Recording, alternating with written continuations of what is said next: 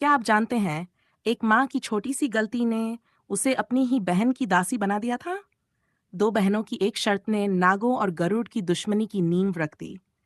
एक तरफ थे कद्रू के 1000 नागपुत्र और दूसरी तरफ जन्म लेने वाला था एक ऐसा पुत्र जो उन सभी से शक्तिशाली था। आखिर कौन था वह अद्भुत पक्षी मानव जिसने अपनी माँ को दास्ता से मुक्त कराने के लिए देवताओं तक को चुनौती दे दी? यहीं से शुरू होती है गरुड़ के जन्म और नागों से उसकी दुश्मनी की अद्भुत पौराणिक कथा। समुद्र मंथन से प्रसन्न होने वाले अनेक लोगों में से एक थी कद्रू। वह दक्ष की पुत्री थी और उसने कश्यप से विवाह करके उनसे 1000 पुत्रों का वरदान प्राप्त किया था। कद्रू ने 1000 नागों को जन्म दिया, जिसके चलते वह नाग जाति की माता कहलाई। उसका ज्येष्ठ पुत्र शेषनाग क्षीरसागर पर भगवान विष्णु की शैया बना और अब उसके दूसरे पुत्र वासुकी ने क्षीरसागर के मंथन में विष्णु की मंथनी की भूमिका निभाकर अपार श्रेय अर्जित किया। कद्रू प्रसन्न थी, परंतु उसकी बहन विनता नहीं। बहनें होने के बावजूद उनके बीच लंबे समय से मूक संघर्ष चल रहा था। विनता का भी कश्यप से विवाह हुआ था, लेकिन विनता ने कश्यप से केवल 2 ही पुत्र मांगे थे। उसने ये चाहा था कि वे दोनों पुत्र कद्रू के 1000 पुत्रों से श्रेष्ठ हों। कुछ समय बाद विनता ने 2 अंडे दिए, किंतु उनमें से काफी समय तक बच्चे नहीं निकले। एक दिन विनता का धैर्य समाप्त हो गया और उसने 2 में से एक अंडा समय से पहले फोड़ दिया। उसने देखा कि अंडे के अंदर एक नर भ्रूण मौजूद था जिसके तन से लालाभाने कलर ही थी, परंतु उसका केवल आधा शरीर विकसित हो पाया था। उसका चेहरा और हड्डपूर्ण विकसित था, किंतु शरीर के निचला भाग के स्थान पर केवल मांस का लोथड़ा लटक रहा था। विनता के इस विकृत पुत्र अरुण ने क्रोध में भरकर अपनी माता को शाप दे दिया, तुम जल्द ही अपनी बहन कद्रू की दासी बनोगी। तुम्हारी दास्ता तभी समाप्त होगी जब तुम दूसरे अंडे को उसे फूटने दोगी। उसके बाद भी बहुत समय बीत गया, किंतु दूसरा अंडा हिलात का नहीं। उसमें जीवन का कोई संकेत दिखाई नहीं पड़ा। विनता बैठी उसे वर्षों से दिख रही थी। उसकी अंगुलियां भी अंडे को तोड़ने के लिए मच रही थीं, किंतु अरुण के शब्द उसके कानों में गूंज रहे थे। तभी कद्रू वहां आई तो विनता ने अपने आंसू पोंछ लिए। क्या तुमने सागर मंथन के बारे में सुना और तुम्हें पता है मेरे वासुकी ने क्या किया? वह खुश होकर बोली, हाँ मैंने सुना। उसने कितना भला कार्य किया है। श्री हरि की सेवा करने वाले पुत्रों का होना सौभाग्य की बात है। विनता, यदि तुम्हारा पुत्र होता तुम समझ पाती। संभवतः मेरा भी एक पुत्र होगा। पुत्र ही वे निधि हैं जिनसे माताएं प्रसन्न होती हैं। मैंने सुना है कि समुद्र में से 14 प्रकार की निधियां प्राप्त हुई हैं। हाँ, ये सच है। उनमें से एक यही है। कद्रू ने ऊपर की ओर संकेत किया। 7 सिरों वाला घोड़ा, उच्चैश्रवा। कितना सुंदर है, विनता ने कहा। सिर से पूंछ तक श्वेत। इसकी पूंछ सफेद नहीं है, वह काली है। काली नहीं, वह सफेद ही है। उसका हर कोना सफेद है। वह निश्चित रूप से काली है। वह स्पष्ट तौर पर सफेद है। दोनों बहनें झगड़ती रहीं। दोनों में से कोई हार मानने को तैयार नहीं थी। फिर उन्होंने एक शर्त में लगाई और भोर के समय घोड़े की पूंछ के रंग की जांच करने का फैसला किया। यह तय हुआ कि शर्त हारने वाली बहन जीतने वाले की दासी बनकर रहेगी। कद्रू के पुत्रों ने जैसे ही इस शर्त के बारे में सुना, उन्होंने निराशा से अपनी जीभ हिलाई। यह तुमने क्या किया माँ? हार जाऊंगी? हाँ, हमने उच्चाश्वा को देखा है। वह सफेद है, पूरा सफेद। उसकी पूंछ का हर बाल सफेद है। कद्रू का चेहरा सिकुड़ गया। अचानक उसके आसपास की हर चीज का रंग उड़ने लगा। पूरा ब्रह्मांड मानो एक रंग का हो रहा था।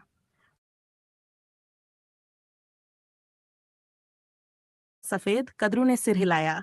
उसने तय किया कि वह विनता को जीतने नहीं देगी। उसे अपनी बहन की दासी बनना स्वीकार नहीं था।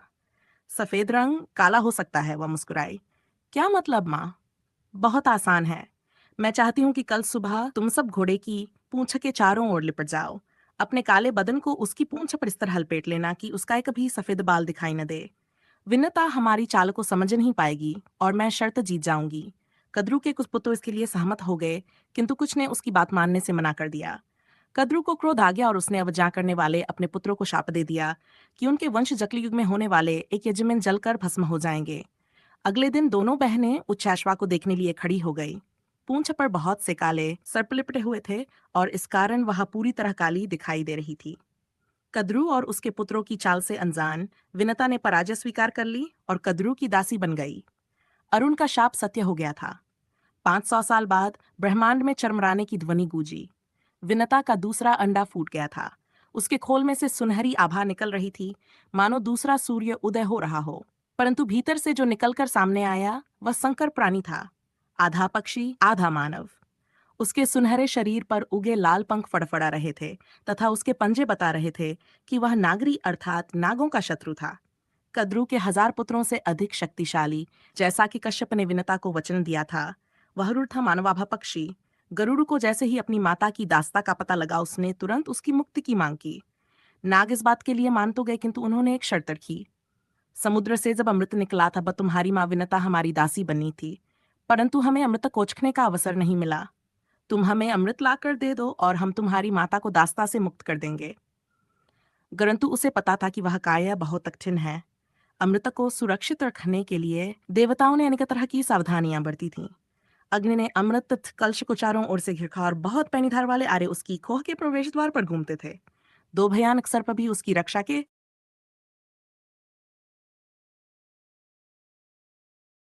लिए नियुक्त किए गए थे, ताकि कोई वहां प्रवेश करने का साहस न कर सके। ये जानकर गरुड़ को हंसी आ गई। अमृत की रक्षा विष करता है? गरुड़ ने हर बहा को पार कर लिया। उसने नदियों के जल से बौछार करके आग के घेरे को बुझा दिया। पैने आरों से बचने के लिए गरुड़ ने अपना आकार छोटा कर लिया और सर्पों को भी मार डाला। अमृत कलश लेकर गरुड़ वापस उड़ा तो मार्ग में उसे रुकना पड़ा। उसके मार्ग में स्वयं भगवान विष्णु खड़े थे। विष्णु कुछ समय से गरुड़ को देख रहे थे। उन्हें पता था कि गरुड़ ने अमृत क्यों चुराया था, किंतु वे प्रसन्न भी थे, क्योंकि अमृत पास होते हुए भी गरुड़ ने उसे चखा नहीं था। विष्णु ने गरुड़ को अमृत ले जाने दिया और उसे वरदान भी दिया। फिर गरुड़ की भेंट इंद्र से हुई। देवराज ने वज्र उस पर फेंका, किंतु इंद्र का शक्तिशाली वज्र गरुड़ के शरीर से टकराकर उसका केवल एक सुनहरा पंख गिरा पाया। इंद्र ने भी गरुड़ की योग्यता को पहचान लिया था। देवराज भी उसके मार्ग से हट गए और दोनों ने एक दूसरे को वचन दिया। गरुड़ ने कहा, मैं वचन देता हूं कि सर्पों द्वारा अमृत चखने से पहले ही आप इसे वापस ले सकेंगे, और मैं ये घोषणा करता हूं कि अब से सर्प तुम्हारा भोजन होगा। देवराज ने वचन दिया। इधर कद्रू के पास पहुंचकर गरुड़ ने जानबूझकर अमृत कलश को धरती पर रख दिया। जो तुम्हें चाहिए था, मैं उसे ले आया हूं। अब मेरी माता को मुक्त कर दो। नागों ने विनता को छोड़ दिया। फिर उन्होंने जैसे ही अमृत की ओर रेंगना शुरू किया, इंद्र ने छपट्टा मारकर कलश उठा लिया और उसे लेकर उड़ गए। इस भगदड़ में अमृत की कुछ बूंदें घास पर गिर गई और ओस की तरह चमकने लगीं। सर्पों ने अमृत चाटने के लोभ में नुकीली कुश को चाटना शुरू कर दिया, जिससे उनकी जीभ 2 हिस्सों में विभक्त हो गई। परिणामस्वरूप हर सर्प की जीभ कांटेदार होती है।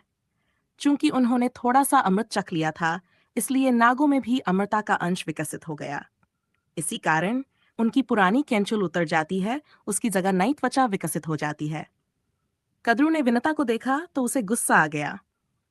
तुम्हारे पुत्र ने हमारे साथ छल किया है, जैसे तुम्हारे पुत्रों ने मेरे साथ छल किया था।